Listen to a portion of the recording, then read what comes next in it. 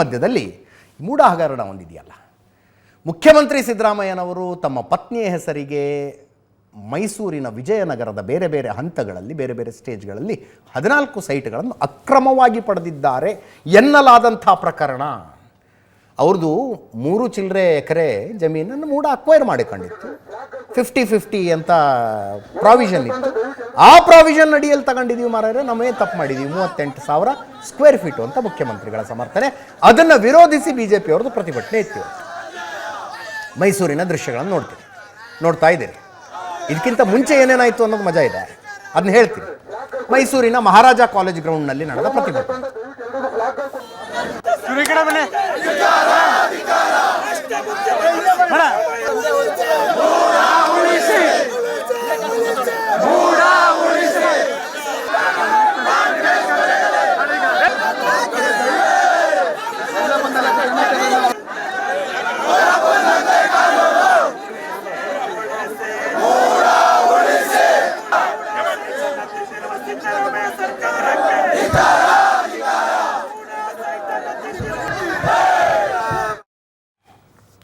ಕಾಂಗ್ರೆಸ್ನವ್ರು ನಿನ್ನೆನೇ ಹೇಳ್ಬಿಟ್ಟಿದ್ರು, BJP ಅವ್ರು ಎಷ್ಟು ಜನ ಬರ್ತಾರೋ ಅಷ್ಟೇ ಜನರನ್ನು ಸೇರಿಸಿ ನಾವು ಪ್ರತಿಭಟನೆ ಮಾಡ್ತೀವಿ ಅಂತ.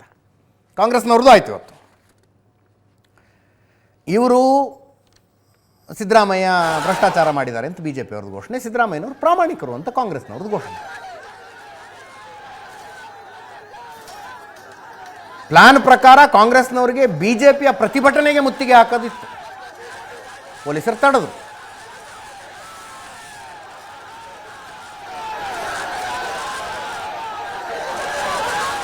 ಮೂಡ ಆಫೀಸ್ ಹತ್ರ ಇದೆ.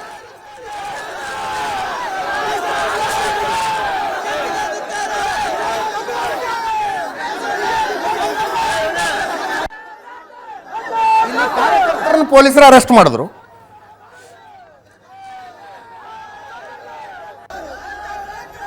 ಮೊನ್ನೆ ಲೋಕಸಭಾ ಚುನಾವಣೆಯಲ್ಲಿ ಮೈಸೂರು ಕೊಡಗು ಕ್ಷೇತ್ರಕ್ಕೆ ಕಾಂಗ್ರೆಸ್ ಅಭ್ಯರ್ಥಿಯಾಗಿದ್ದ ಲಕ್ಷ್ಮಣರ ನೇತೃತ್ವದಲ್ಲಿ ನಡೆದ ಪ್ರತಿಭಟನೆ ಇದು. ನಮ್ಮನ್ನು ಅರೆಸ್ಟ್ ಮಾಡಿ ಅಂತ ಲಕ್ಷ್ಮಣ್ ಅವರು ಗೋಗರೆದ್ರು ಕೂಡ ಪೊಲೀಸರೇನು ಅರೆಸ್ಟ್ ಮಾಡಲಿಲ್ಲ. ಅದಕ್ಕೆ ಸಿಟ್ಟು ಬಂತವ್ರಿಗೆ, ನಮ್ಮನ್ನು ಯಾಕೆ ಅರೆಸ್ಟ್ ಮಾಡಲಿಲ್ಲ, ನಮ್ಮನ್ನು ಅರೆಸ್ಟ್ ಮಾಡದೆ ಇನ್ಸಲ್ಟ್ ಮಾಡಿದ್ದೀರಿ ಅಂದರು.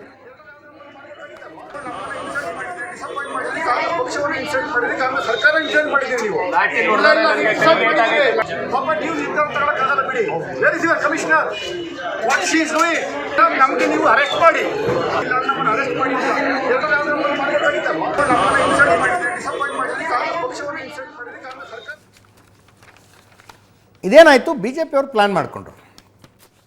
ನಾಯಣ್ಣಹಳ್ಳಿ ಹತ್ರ ಈ ಕೆಂಗೇರಿ, ನಾಯಣ್ಣಹಳ್ಳಿ ಆದಮೇಲೆ ಕೆಂಗೇರಿ ಬರುತ್ತೆ, ಅಲ್ಲೊಂದು ಕದಂಬ ಹೋಟ್ಲಿದೆ. ಕದಂಬ ಹೋಟ್ಲ್ ಹತ್ರ ಎಲ್ಲರೂ ಸೇರ್ಕೊಂಡು ಒಂದು 500 ಕಾರ್ನಲ್ಲಿ ಮೈಸೂರು ತನಕ ಜಾಥಾ ಹೋಗೋದು ಅಂತ. ದಾರಿಯಲ್ಲಿ ಬಿಡದಿ, ರಾಮನಗರ, ಮಂಡ್ಯ, ಮದ್ದೂರು ಎಲ್ಲ ಕಡೆ ಕಾರ್ಯಕರ್ತರಿರ್ತಾರೆ. ಅವ್ರನ್ನ ಉದ್ದೇಶಿಸಿ ಮಾತಾಡಿ ಹೋಗಿ ಮೈಸೂರು ತಲುಪೋದು. ಮೈಸೂರಿನಲ್ಲಿ ಮಹಾರಾಜ ಕಾಲೇಜ್ ಗ್ರೌಂಡ್ನಲ್ಲಿ ಒಂದು ಪ್ರತಿಭಟನೆ ಮಾಡಿ ಮೂಡ ಕಚೇರಿಗೆ ಮುತ್ತಿಗೆ ಹಾಕೋದು ಅಂತ ಪ್ಲ್ಯಾನ್ ಇತ್ತು. ಇವ್ರು ಪ್ಲ್ಯಾನ್ ಘೋಷಣೆ ಮಾಡಿಬಿಟ್ರು. ಸರ್ಕಾರ ಏನು ಮಾಡುತ್ತೆ, ಇದು ಆಗದಂತೆ ತಡೆಯುತ್ತೆ. ಅವರೇನು ಮಾಡಿದ್ರು, BJP ಮುಖಂಡರು ಎಲ್ಲೆಲ್ಲಿದ್ದಾರಲ್ಲ ಅಲ್ಲಲ್ಲಿಗೆ ಹೋಗಿ ಅರೆಸ್ಟ್ ಮಾಡಿಬಿಡೋದು ಅವ್ರನ್ನ. ಕದಂಬ ಹೋಟ್ಲ್ ಹತ್ರ ಬರೋಕ್ಕೆ ಬಿಡಬಾರ್ದು ಅಂತ. ವಿಜಯೇಂದ್ರರಿಗೆ ಬೆಳಗಿನ ಜಾವನೇ ಗೊತ್ತಾಯಿತು ಪೊಲೀಸರು ಮನೆಗೆ ಬಂದುಬಿಡ್ತಾರಂತೆ ಅಂತ. ಇವರು ಅರ್ಲಿ ಮಾರ್ನಿಂಗ್ ಮನೆಯಿಂದ ಹೊರಟುಬಿಟ್ರು. ಮನೆಯಿಂದ ಹೊರಟು ಅಲ್ಲಿ ಇಲ್ಲಿ ಸುತ್ತಾಡಿ ಕದಂಬ ಹೋಟ್ಲ್ ಹತ್ರ ಬಂದರು. ಅಲ್ಲಿಂದ ಮಾತಾಡಿ ಒಂದು 4 ಮಾತಾಡಿ ಹೊರಟಿದ್ರು. ಬಿಡದಿ ಹತ್ರ ವಿಜಯೇಂದ್ರರನ್ನು ಪೊಲೀಸರು ಬಂಧಿಸಿದರು. ಬಿಡದಿ ಹತ್ರ ಆರ್ ಅಶೋಕ್ ಮತ್ತು ಅಶ್ವತ್ಥ ನಾರಾಯಣರಿಗೆ ಗೊತ್ತಾಯಿತು ತಲುಪೋದಕ್ಕೆ ಬಿಡೋದಿಲ್ಲ ಅಲ್ಲಿ ಪೊಲೀಸರು ಅಂತ. ಕಾರಲ್ಲಿ ಹೋದ್ರೆ ಗೊತ್ತಾಗ್ಬಿಡುತ್ತೆ. ಅವರು ಈ ಟಾಟಾ ಏಸ್ ಬರುತ್ತಲ್ಲ, ಮಿನಿ ಗೂಡ್ಸ್ ವೆಹಿಕಲ್ಲು, ಅದನ್ನು ಹತ್ಕೊಂಡ್ರು ಅಂತ. ಅಲ್ಲಿಂದ ಮುಂದೆ ಹೋಗ್ತಾ ಇದೆಯಲ್ಲ ಆ ಗಾಡೀಲಿ ಅವರೇ ಶೂಟ್ ಮಾಡಿ ಕೊಟ್ಟಿರುವಂಥ ದೃಶ್ಯ ಇವು. ಅಶ್ವತ್ಥ ನಾರಾಯಣರು, ಆರ್ ಅಶೋಕು ಮೈಸೂರು ತಲುಪೋದಕ್ಕೆ ಈ ತಾಡ್ಪಾಲ್ ಕಟ್ಕೊಂಡು ಈ ಗಾಡೀಲಿ ಹೋದರು. ಅದು ಬೆಂಗಳೂರು ಮೈಸೂರು ಎಕ್ಸ್ಪ್ರೆಸ್ ವೇನಲ್ಲಿ ಹೋದರೆ ಗೊತ್ತಾಗ್ಬೋದು ಅಂತ ಸುತ್ತಿ ಬಳಸಿ ಕುಣಿಗಲ್ ಹಂಗೆ ಹೋಗಿದ್ದಾರೆ. ಅವರೇ ಕೊಟ್ಟಿರುವ ದೃಶ್ಯಗಳಿವೆ. ಹೋಗಿ ತಲುಪೋದ್ರಲ್ಲಿ ನೋಡಿ, ಅಲ್ಲಿ ಟಾಟಾ ಎಸ್ನಲ್ಲಿ ಪ್ಲಾಸ್ಟಿಕ್ ಚೇರ್ ಹಾಕೊಂಡು ಅಂತೂ ಇಂತೂ ಮೈಸೂರು ತಲುಪಿದ್ರು. ಆ ನಂತರ ಪ್ರತಿಭಟನೆಯಲ್ಲಿ ಭಾಗಿಯಾದರು. ಪೊಲೀಸರು ಇವ್ರನ್ನ ಅರೆಸ್ಟ್ ಮಾಡ್ಕೊಂಡು ಕರ್ಕೊಂಡು ಹೋದ್ರು. ಯಾರ್ಯಾರು ಏನೇನು ಹೇಳಿದ್ರು?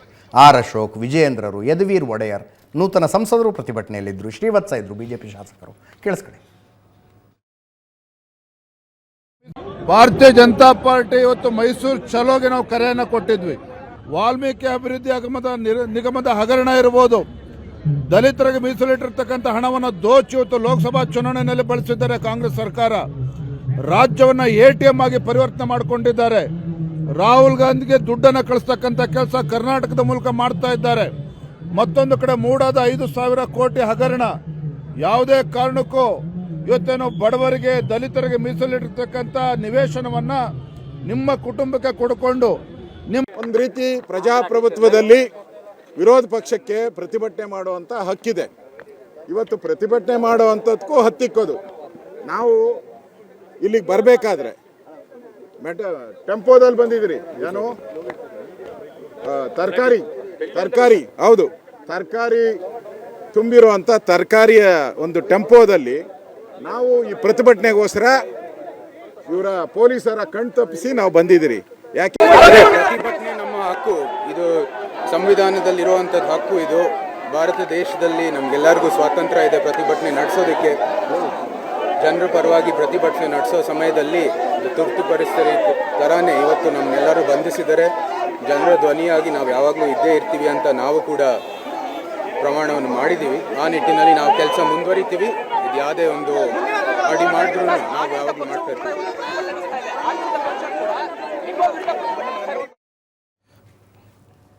ನೋಡಿ, ವಾಲ್ಮೀಕಿ ಹಗರಣದಲ್ಲಿ ಹಗರಣ ನಡೆದಿದೆ ಅಂತ ಕಡ್ಡಿ ಮುರಿದಂಗೆ ಹೆಂಗೆ ಹೇಳ್ತೀವಲ್ಲ, ಹಾಗೆ ಮೂಡಾ ಕೇಸ್ನಲ್ಲಿ ಹೇಳೋದಕ್ಕಾಗೋದಿಲ್ಲ.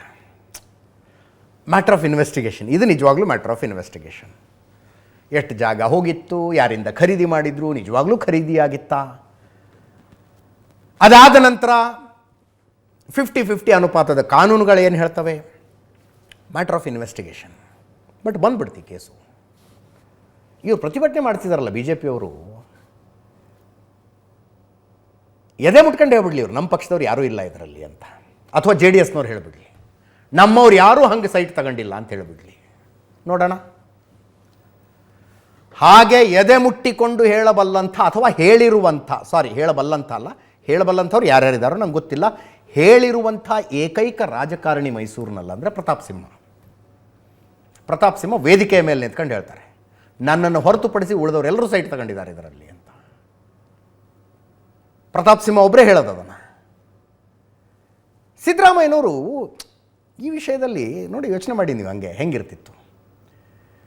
8,40,00,000 ಏನೋ ಅದರ ವ್ಯಾಲ್ಯೂ ಅಂತ ಕಳೆದ ಎಲೆಕ್ಷನ್ ಅಫಿಡವಿಟ್ನಲ್ಲಿ ಸಿದ್ದರಾಮಯ್ಯನವರು ಡಿಕ್ಲೇರ್ ಮಾಡ್ಕೊಂಡಿದ್ದಾರೆ. ನನ್ನ ಹೆಂಡತಿ ಹೆಸರಿಗಿರುವ 14 ಸೈಟ್ಗಳ ಬೆಲೆ 8,40,00,000 ಅಂತೇನೋ ಡಿಕ್ಲೇರ್ ಮಾಡ್ಕೊಂಡಿದ್ದಾರೆ. ಬೇಡಪ್ಪ 8 ಕೋಟಿ ಬೇಡ, ಇನ್ನೂ ಕಾಸ್ಟ್ಲಿ ಏನು ಕಾರಣ, ಒಂದೊಂದು ಸೈಟಿಗೆ 2-2 ಕೋಟಿ ಹಿಡೀರಿ ನೀವು, 28 ಕೋಟಿ ಆಯಿತು. ಒಂದೊಂದು ಸೈಟಿಗೆ 2-2 ಕೋಟಿ ಅಂದರು, 14 ಸೈಟಿಗೆ 28 ಕೋಟಿ ಆಯಿತು. ಸಿದ್ದರಾಮಯ್ಯನವರು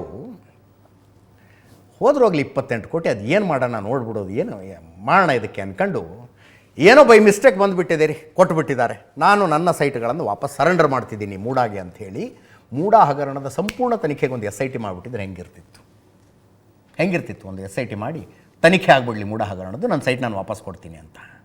28 ಕೋಟಿ ದೊಡ್ಡ ಮೊತ್ತನೇ ಅದು. ಅಫ್ಕೋರ್ಸ್ ಸಿದ್ದರಾಮಯ್ಯನವರು ಬೇರೆ ರಾಜಕಾರಣಿಗಳ ಥರ ಹಿಂಗೆ 1,000 ಕೋಟಿ ಆಸ್ತಿ ಅದು ಇದು ಮಾಡ್ಕೊಂಡಿಲ್ಲ, ಒಂದು ತೂಕಬದ್ಧವಾದ ರಾಜಕಾರಣ ಮಾಡಿದ್ದಾರೆ, ಅದರ ಬಗ್ಗೆ ನೋ ಡೌಟ್.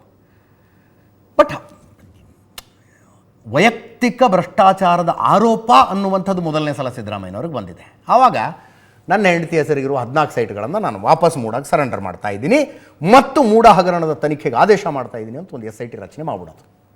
ಯಾರ್ಯಾರ್ದು ಎಷ್ಟೆಷ್ಟು ಸೈಟ್ ಇದಾವೋ ತೆಗೆಸ್ರಿ ನೋಡೋಣ, BJP-ಅವ್ರದ್ದು ಎಷ್ಟಿದಾವೋ, ಕಾಂಗ್ರೆಸ್ನವ್ರದ್ದು ಎಷ್ಟಿದಾವೋ, JDS-ನವ್ರದ್ದು ಎಷ್ಟಿದಾವೋ. ಹೆಂಗಿರ್ತಿತ್ತು ಅದು ಮಜಾ, ಹೆಂಗಿರ್ತಿತ್ತು ಮಜಾ. ಬಟ್ ಸಿದ್ದರಾಮಯ್ಯನವರು ಯಾಕೆ ಹಂಗೆ ಗೊತ್ತಿಲ್ಲ ನನಗೆ. 62 ಕೋಟಿ ನಾನು ಕಂಪನ್ಸೇಷನ್ ಕೊಟ್ಟರೆ ಸೈಟ್ ವಾಪಸ್ ಕೊಡ್ತೀನಿ ಅಂದರು. 62 ಕೋಟಿ ಅಂದ್ಬಿಟ್ರು. ವಿಧಾನಸಭಾ ಚುನಾವಣೆಯ ಅಫಿಡವಿಟ್ನಲ್ಲಿ 8,40,00,000 ಅಂತ ಯಾವ ಸೈಟಿಗೆ ಹೇಳಿದಾರೋ ಅದಕ್ಕೆ ಈಗ 13-14 ತಿಂಗಳಾದ್ಮೇಲೆ 62 ಕೋಟಿ ಅಂದ್ಬಿಟ್ರು ಸಿದ್ದರಾಮಯ್ಯನವರು. ಒಂದು ವೇಳೆ ಸೈಟನ್ನು ವಾಪಸ್ ಸರೆಂಡರ್ ಮಾಡ್ತೀನಿ, ನಾನು ತನಿಖೆಗೆ ಆದೇಶ ಮಾಡ್ತೀನಿ ಅಂದುಬಿಟ್ಟಿದ್ರೆ ಈ BJP-ಯವರು JDS-ನವರೆಲ್ಲ ಕಂಗಾಲಾಗ್ಬಿಟ್ರು. ಆಗ್ತಿತ್ತದು ಹಾಗೆ. ಕೆಲವು ಹೆಸರುಗಳು ಬರ್ತಾವಲ್ಲ, ಯಾರ್ಯಾರ್ದು ಎಷ್ಟೆಷ್ಟು ಸೈಟ್ ಇದ್ದಾವೆ ಅಂತ. ಬಾಬಾ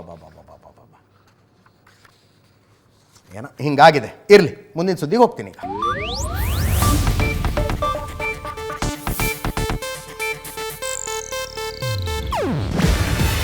ಇದು ಏಷ್ಯಾನೆಟ್ ನ್ಯೂಸ್ ನೆಟ್ವರ್ಕ್ ಪ್ರಸ್ತುತಿ. ನೀವು ನೋಡ್ತಿದ್ದೀರಾ ಏಷ್ಯಾನೆಟ್ ಸುವರ್ಣ ನ್ಯೂಸ್.